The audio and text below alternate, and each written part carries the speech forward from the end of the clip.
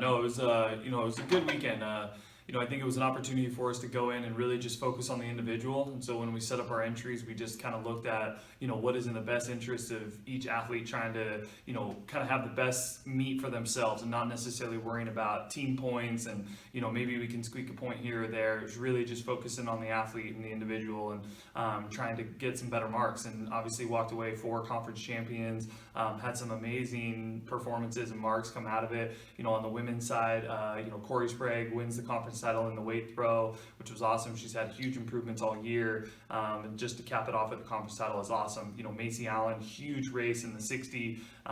She came in a year ago or whatever after redshirting.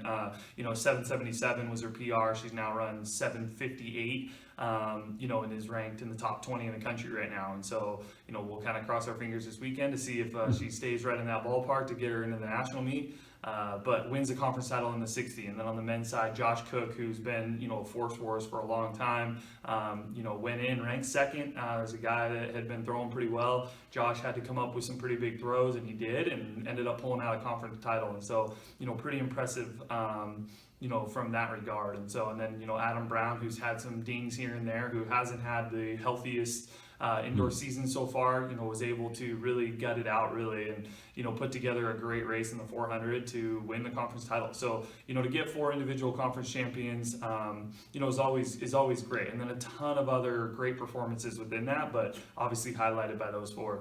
Yeah, so that meet will be twofold for us. We need to take up a group of men and women, and so we'll probably take a little bit of a larger group than we normally have in the past.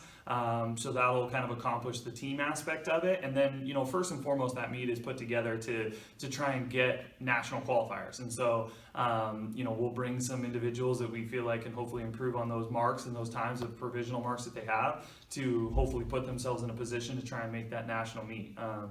So it'll be kind of that twofold for us, but in the end, the indoor season is just a kind of a catapult for us for the outdoor season. And so, this is just another way to get an opportunity when the indoor season this year hasn't had a lot of those opportunities to race. It'll be an opportunity for some people just to really get in and have another good opportunity before we head into the outdoor season. And so we're excited to get up there and kind of just see what happens. And then hopefully we get a couple people into the national meet, and then we're heading to Pittsburgh, Kansas. So we'll see how it goes.